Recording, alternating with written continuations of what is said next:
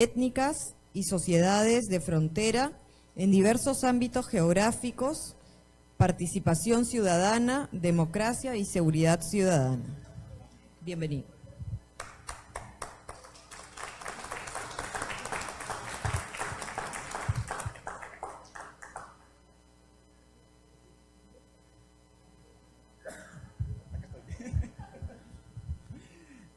Gracias.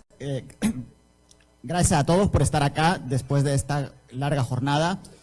A diferencia de las personas que me han precedido, yo no vengo del mundo de la arqueología, no soy arqueólogo, trabajo en el Instituto de Estudios Peruanos en temas de desarrollo rural y, en concreto, en los últimos años he realizado una serie de proyectos sobre el impacto económico y el impacto social que tienen los descubrimientos arqueológicos y, sobre todo, la puesta en valor del patrimonio arqueológico.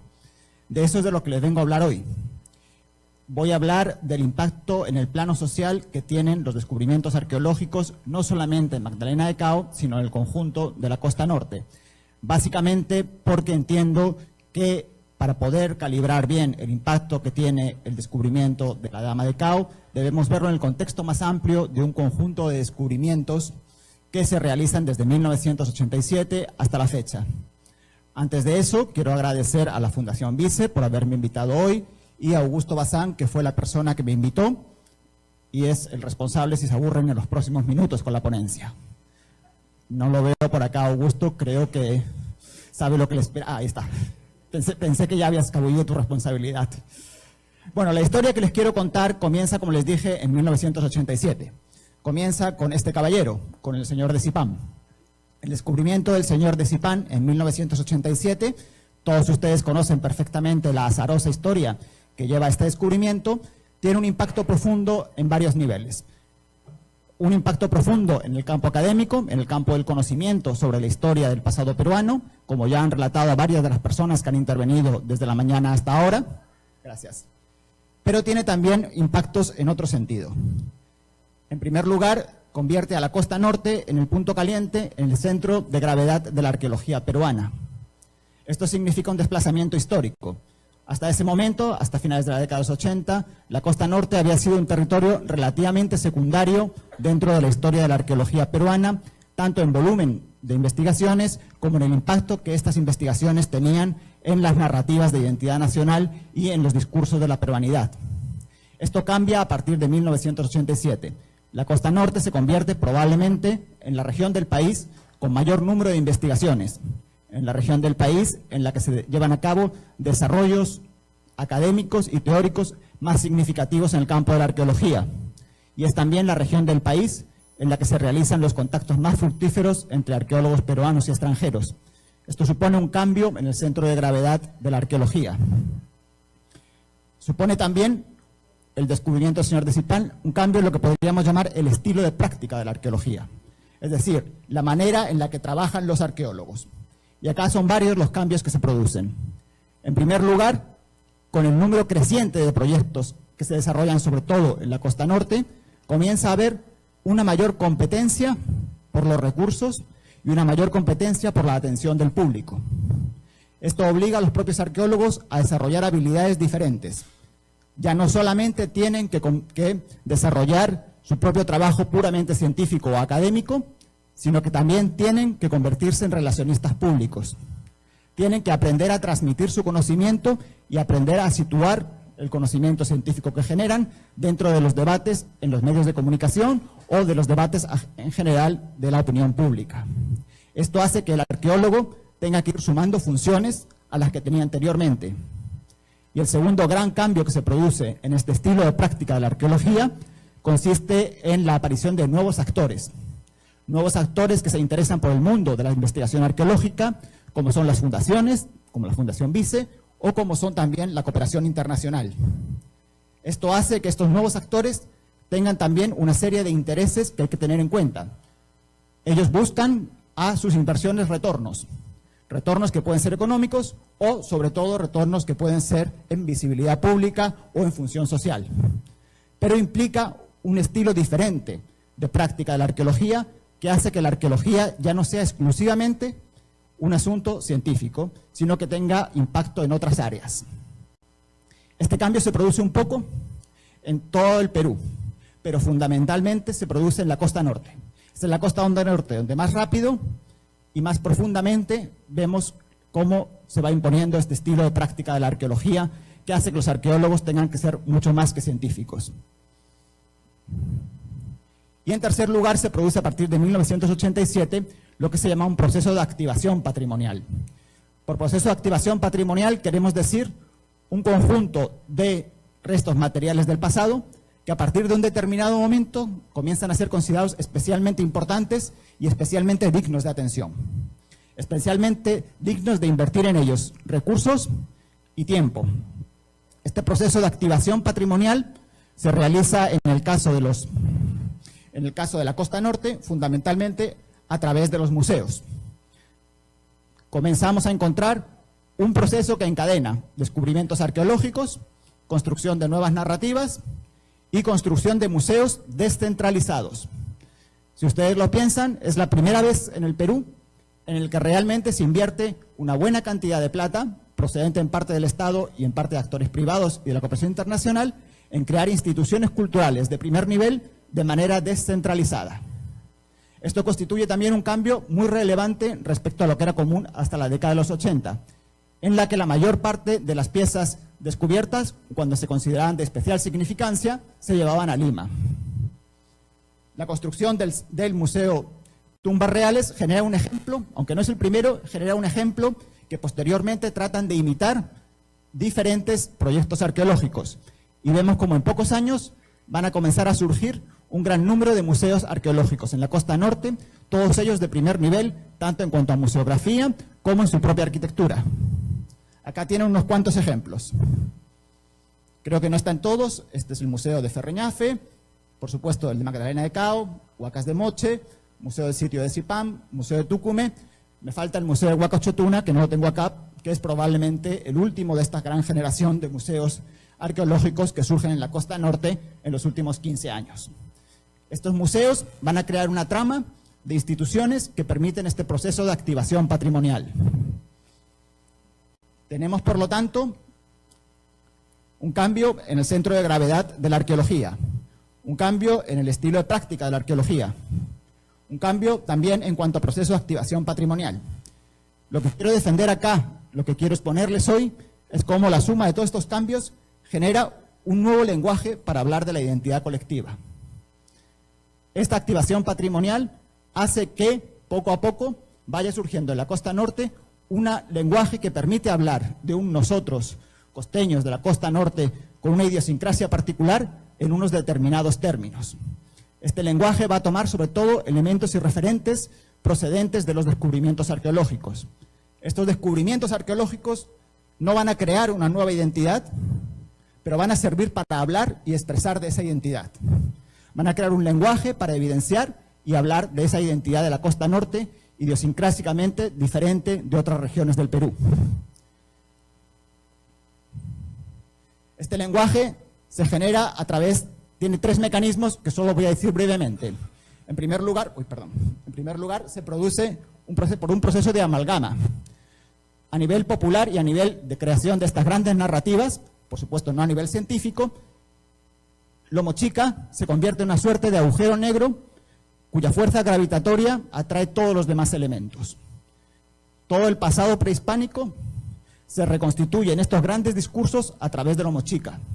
Cosas que sabemos que no son mochicas se interpretan a nivel público como mochica, o se crean dentro de una gran amalgama que tiende a considerar lo mochica como el gran fundamento de la identidad actual de la costa norte. Más allá de que, como perfectamente nos han expuesto a lo largo de todo el día, sabemos que lo mochica no es únicamente, mejor dicho, un periodo o una cultura o un tipo de registro material, entre otros varios. Pero a nivel de estas grandes narrativas, este lenguaje de la identidad, se produce un amalgamamiento de todas estas tradiciones dentro de lo mochica. En segundo lugar, se trata de un discurso que se estructura a través de narrativas clave, como por ejemplo, lo mochica como una sociedad comercial, lo mochica como una sociedad que tiene que hacer frente a los desafíos del cambio climático, lo mochica como una sociedad en la cual se generan casos de mujeres empoderadas que llegan al poder. Estas narrativas o ideas clave estructuran este nuevo discurso de identidad, en buena medida porque son temas que, si bien los extraemos del pasado, son relevantes y nos dicen cosas importantes también para hoy. Dentro de todas las posibilidades de cosas que nos pueden decir el estudio del pasado, nos centramos en aquellas que efectivamente nos están diciendo más para los problemas que tenemos hoy. Y son las que se relevan dentro de este discurso de la mochica que se pone, digamos, que se desarrolla en los últimos 20 o 30 años. Y en tercer lugar, y que creo que es lo más particular y lo más característico de este discurso de identidad amalgamado en torno a la mochica en la costa norte, es que se anuda en torno a personajes. Personajes arqueológicos que se convierten en emblema de esta cultura. Personajes arqueológicos, como nos señalaron antes, que permiten que el conocimiento arqueológico se transmita a la sociedad de una manera mucho más intuitiva, de una manera mucho más cercana, de una manera mucho más empática, que nos permite ver a estos personajes como personas vivas. Incluso, como vimos en el video que tuvimos al principio del evento, como personas que nos dicen mucho de nosotros mismos a través de los propios rostros. Esta tendencia, este mecanismo de construir personajes arqueológicos para, a través de ellos, transmitir conocimiento científico, pero también significados sociales, es muy característico de la costa norte y es probablemente una de las innovaciones más importantes en cuanto a estrategias de puesta en valor y más exitosas. Acá tienen algunos ejemplos que no tengo que decirlos porque estoy seguro que ustedes los conocen todos y probablemente mejor que yo. Entonces, todo esto genera un lenguaje para hablar de la identidad colectiva norteña. Un lenguaje, como voy a mostrarles en lo que queda de presentación, que se transmite a la sociedad a través de varios mecanismos. Son varios mecanismos por los que la mochica comienza a infiltrarse en los discursos de identidad colectiva de la costa norte. Primer mecanismo, a través de la iconografía oficial. Lo que tienen en esta lámina son escudos y emblemas de diferentes localidades de la costa norte. Y ustedes pueden ver cómo desde los 80s se produce una tendencia a incorporar simbología prehispánica dentro de estos emblemas oficiales. Este de acá es el emblema del antiguo gobierno de Lambayeque. Este es el del actual gobierno de Lambayeque. Ambos tienen referentes prehispánicos, como ustedes pueden ver. Ascope, también. Illimo, es un tumi. La ciudad de Chiclayo, también. De hecho, el de la ciudad de Chiclayo es especialmente emblemático porque pueden ver como el escudo tradicional, que era la cruz, se le ha superpuesto un tumi. Se trata de una manera en la cual estamos viendo cómo lo prehispánico y fundamentalmente, aunque no exclusivamente lo mochica, comienza a infiltrarse dentro de la simbología oficial que representa a las ciudades y a las instancias de gobierno de la costa norte. Un segundo mecanismo por el que se populariza este lenguaje de lo mochica para hablar de la identidad colectiva consiste en la multiplicación de referentes arqueológicos en el pasado urbano, en el paisaje urbano. El paisaje urbano de la costa norte, y ustedes lo saben perfectamente, se llena de este tipo de monumentos que podemos encontrarlos desde las grandes ciudades como Chiclayo hasta pueblecitos como Chepén, en el cual se representan estos descubrimientos arqueológicos. Son maneras nuevamente de incorporar a el paisaje urbano, de dar visibilidad a estos nuevos referentes con el cual estas poblaciones tratan de hablar de sí mismas. Y esto se ve perfectamente en muchos de los arcos de entrada de las ciudades. Muchos de los arcos de entrada de las ciudades de la costa norte, como veremos mañana en el caso de Magdalena, reciben al viajero con estos referentes que remiten al pasado prehispánico. Son la manera que tienen, piensen ustedes que los arcos de bienvenida son la manera que tienen las ciudades de presentarse ante el viajero. Y la forma que eligen de presentarse ante el viajero es precisamente a través de esta simbología prehispánica. Vemos nuevamente cómo se está creando un lenguaje para hablar de una identidad colectiva. Un tercer mecanismo consiste en la proliferación de rituales que introducen referentes prehispánicos y sobre todo mochicas. Nuevamente, esto lo conocen ustedes mejores que yo.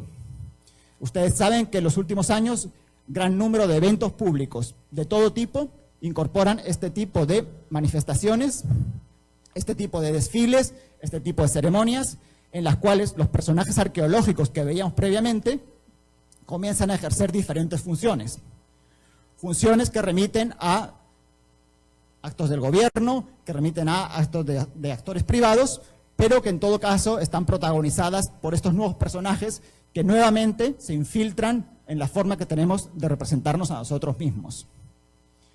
Lo interesante es que la gran mayoría de estas manifestaciones, como ustedes pueden ver acá, no están pensadas para turistas.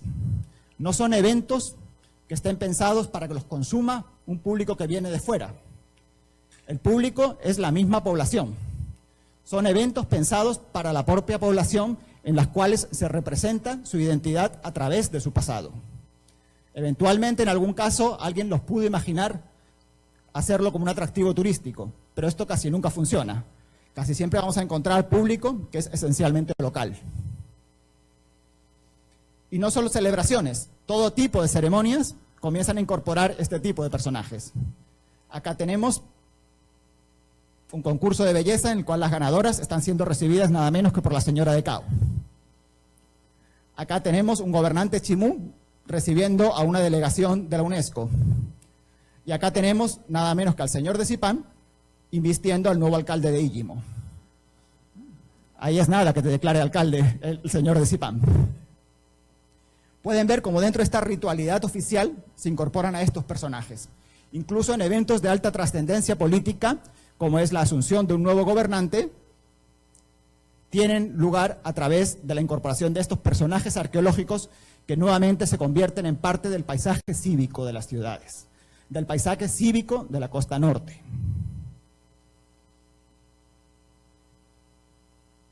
Otro mecanismo, la apropiación iconográfica privada.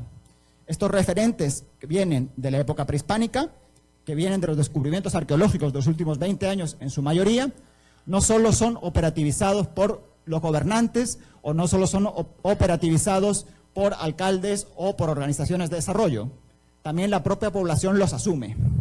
También la propia población incorpora dentro de esta manera de representarse a sí misma o de presentarse ante los demás estos referentes prehispánicos.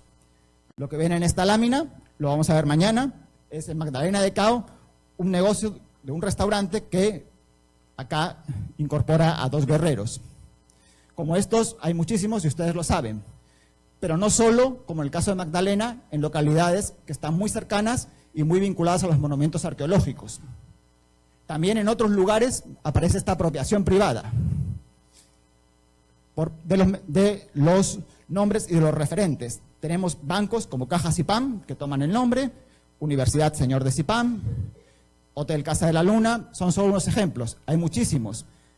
Y estos todavía tendrían alguna, digamos, alguna cercanía en tanto tratan de ser negocios turísticos. Y es relativamente comprensible que por lo menos los hoteles, como este o este de acá, incorporen referencias. Pero esto va más allá y aparecen en todo tipo de negocios. Como por ejemplo podemos ver en esta fotografía, acá podemos ver a nuestro señor de Zipán convertido en un balón de gas. Por si acaso, esta fotografía es de Mario Silva, un fotoperiodista que realizó un bonito libro sobre este tipo de temas de apropiación iconográfica. Está publicado lamentablemente solo en inglés. Pero pueden ver lo que quería decirles, cómo esta apropiación de lo prehispánico tiene lugar más allá del círculo de lo público, más allá del círculo de las autoridades y más allá del círculo de lo turístico. Otro tipo de negocios que no tienen ningún tipo de referente turístico se alimentan también de este nuevo discurso de identidad. Pueden ver acá lo que se llama el neomoche popular. También cómo estos referentes prehispánicos comienzan a ser incorporados en este tipo de iniciativas. En paradas de ómnibus, en un negocio que mejor no preguntemos de qué puede ser, e incluso en viviendas. Nuevamente se trata de esto que les estoy diciendo, de este tipo de formas que se van apropiando mucho más allá del terreno científico, mucho más allá también del terreno turístico. Otro mecanismo en el que el lenguaje de los moche se transforma en lenguaje de la identidad colectiva es la revitalización del idioma. Ustedes saben que en los últimos años se realizan una serie de esfuerzos para tratar de recuperar o reinventar, va a depender del filólogo al que le preguntemos, el idioma que se perdió en los años 20 definitivamente. Se publican una serie de guías del Mochic y sobre todo trata de incorporarse el idioma en las escuelas. Sí es importante referirse que el Mochic es un idioma ritual en la actualidad. Quiere decir, nadie aspira a que los niños hablen Mochic. Nadie aspira a que los niños se comuniquen en Mochic y se conviertan en un idioma del futuro. Lo que se hace es convertirlo en un idioma del que se dicen 3 o 4 o 5 frases al principio de los eventos. Se saluda, se aprenden un conjunto de fórmulas rituales que sirven para expresarse en enraizamiento en el pasado. Es poco realista pensar que el Mochic va a recuperarse y va a volver a hablarse, pero sí se recupera en ese sentido ritual que genera arraigo con el pasado. Decir unas cuantas palabras en Mochic al principio de un evento, por ejemplo, o colocar este tipo de carteles. Esta fotografía está tomada, si no recuerdo mal, es en Muy Finca, cerca de Chiclayo. Este tipo de carteles en las escuelas. Bienvenidos a Tierra Mochica. Es un idioma ritual que cumple esa función de generar arraigo con el pasado y de recuperar ese vínculo con lo prehispánico. Igual en las escuelas se crean, sobre todo en la zona de Lambayeque, estas llamadas aulas Mochic, decoradas al estilo Mochic, en el que los chicos aprenden estos rudimentos del idioma y se habitúan a este tipo de iconografía. O se realizan, esto sobre todo en Lambayeque, los concursos de Iñoñac Mochic, de señorita Mochica, que en las zonas rurales de Lambayeque, probablemente ustedes lo saben, se han convertido en los últimos años en un evento muy popular. Los concursos de belleza tradicionales de señorita Primavera se convierten en concursos de belleza de señorita Mochica. Las chicas se caracterizan con trajes, digamos, neomochicas, podríamos llamarles, y dentro de todo el concurso están obligadas también a decir algunas palabras en el idioma o a mostrar su conocimiento de la cultura mochica. Este tipo de concursos de belleza son también una forma en la que una práctica cultural que existía antes, los concursos de belleza de la costa norte, se reinterpreta al añadirle estos referentes culturales prehispánicos. En este caso, más en la zona de Lambayeque, en las zonas rurales de Lambayeque, más que en La Libertad o en Piura. Y finalmente, la última manera, el último mecanismo de transmitir esta recuperación del patrimonio histórico en un nuevo discurso de identidad es a través de las apropiaciones artísticas. Comienzan a aparecer desde la cantata del Señor de Zipán hasta muchas otras recreaciones más o menos idealizadas, más o menos fieles, dependiendo de los casos, de lo que se supone que eran festividades o celebraciones prehispánicas. Esta es la cantata del Señor de Mochic, la danza de la soga del grupo Llampayec, o también encontramos casos en los que los referentes iconográficos prehispánicos se incorporan en la pintura, ya sea desde el indigenismo, en el caso de Andrés Ceballos de la Puente. Acá pueden ver una obra de clara inspiración desde el punto de vista formal indigenista, pero cómo incorpora este tipo de referentes prehispánicos. O yéndonos al otro extremo, ya no al indigenismo, en el expresionismo abstracto, como Juan Carlos Ñañaque incorpora también referentes prehispánicos dentro de otro diferente estilo artístico. Nuevamente, el sustrato de lo prehispánico comienza a infiltrarse en estas manifestaciones culturales desarrolladas en diferentes ámbitos. Hemos visto entonces, y acá quiero concluir, estos 6 mecanismos por los cuales lo mochica acaba convirtiéndose en un lenguaje para hablar de una identidad norteña.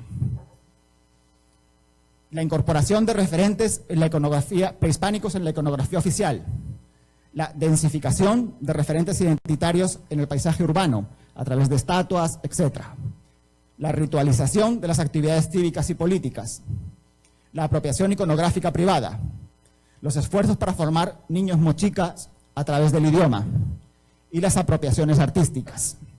Todo esto en conjunto lo que hace es crear un lenguaje que habla de una identidad colectiva, un lenguaje que incluye Imágenes, referentes, conceptos, metáforas.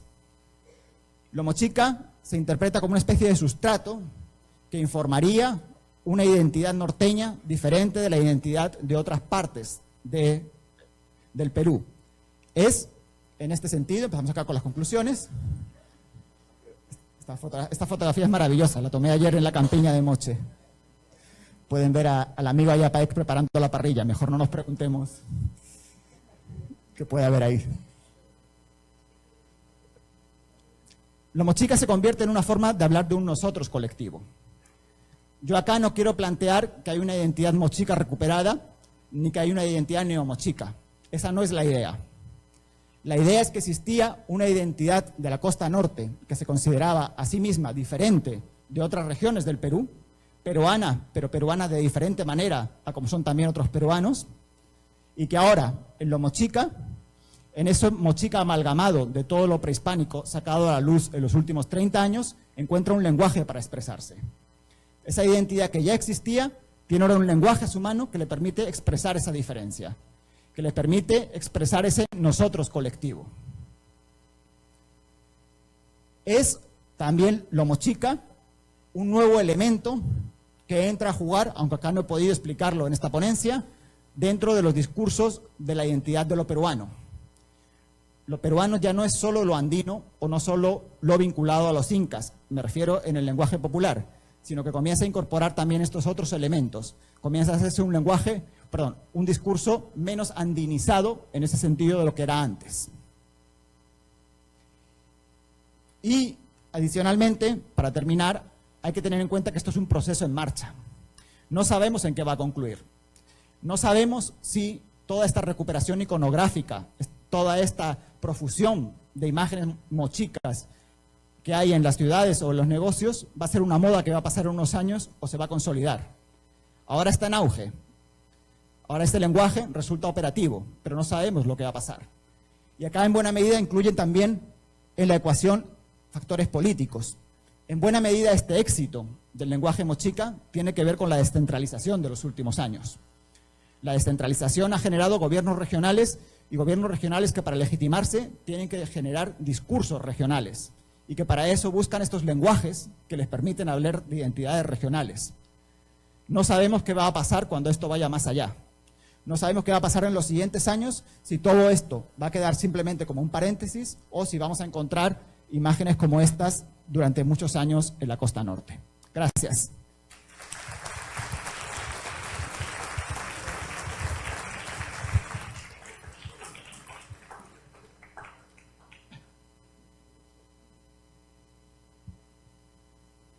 Bien.